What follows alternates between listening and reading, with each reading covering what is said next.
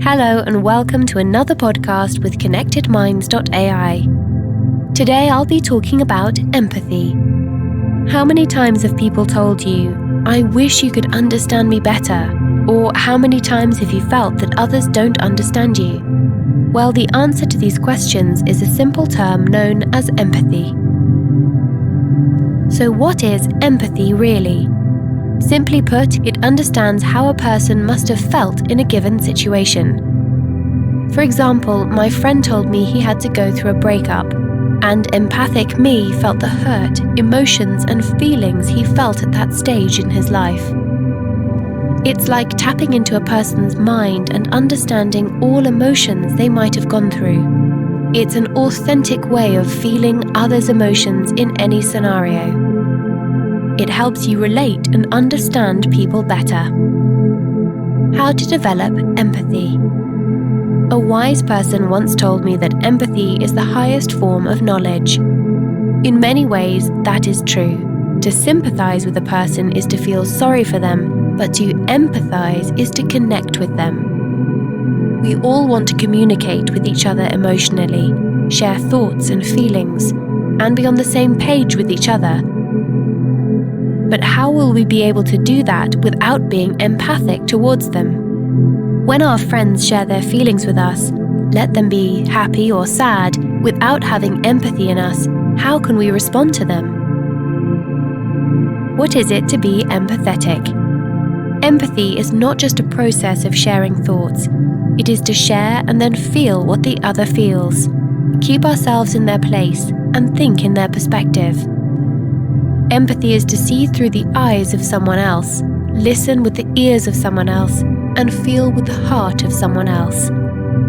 When someone tells us about something that they're happy about, we also share the joy in their happiness. When someone tells us something they are sad about, we also feel sorry about that particular something. That feeling of being sad and happy in someone else's happiness and sorrow is empathy. We have all heard this sentence somewhere or the other that man is a social animal. But empathy doesn't come naturally to everyone. Some people may be a bit more empathetic than others, while some might be a bit less empathetic. What are the different types of empathy? 1. Cognitive empathy. To know what the other person is feeling or thinking is known as cognitive empathy. In cognitive empathy, you put yourself in the other person's place and think about what the other person is feeling. It is to think from their perspective. 2. Emotional empathy. Emotional empathy is when we feel empathetic in a much more dynamic sense and the other person, which can extend to having physical connections with emotions. Here we relate to their feelings. When we watch an emotional movie and smile when the protagonist romances with their beloved, when we cry during a film because of a vibrant scene, this is emotional empathy. It is where we put ourselves in their place mentally and think about a situation where we were similarly anxious as much as the other person. The problem might not be identical, but what's substantial is that the result of what you felt at the time and what the other is feeling now is the same. 3. Compassionate empathy. When we act without being overcome with feelings or go straight towards the problem-solving process is known as compassionate empathy. It is where we find a balance of both cognitive and emotional empathy. You feel what the other person is feeling, but you do not forget the line between yourself and the other person. This empathy in which you can understand and share in someone else's problem without becoming overwhelmed or trying to fix anything is compassionate. Here are a few tips on how to develop empathy. 1. Cultivate curiosity. You can spend time with people you want to know about, with people who have a different background from you.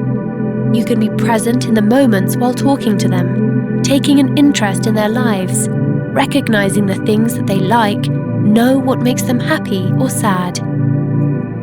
2. Step out of your comfort zone. You can travel more, see new faces, various cultures and traditions, see new faces, interact with people. 3. Make more friends. You can try making more friends. Talk to them, share their feelings, keep yourself in their place, and think about how you would feel. Then, if you were in that particular situation, listen to them.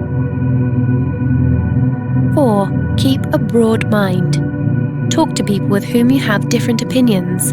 Listen to their views. Understand their sentiment. Give validation to their opinion. Consider the possibility that the other person's idea might also be possible. 5. Read novels. Reading novels of any genre is one of the best ways to develop empathy. May it be fiction, or romantic, or comedy, or mystery. Read articles or blogs, or even just the comments of the posts that you like on social networks to see what does the people around the world think about what you just enjoyed. Please note that everyone is not empathetic, but it does not mean that they are not sensitive. So yes, everyone is not compassionate, but everyone can develop empathy. So if at all possible, try to be there for someone. Be a bit more empathetic towards them. Share their joys and sorrows with them. Connect with people and help each other out in tough times. Because, as I earlier mentioned, man is a social animal.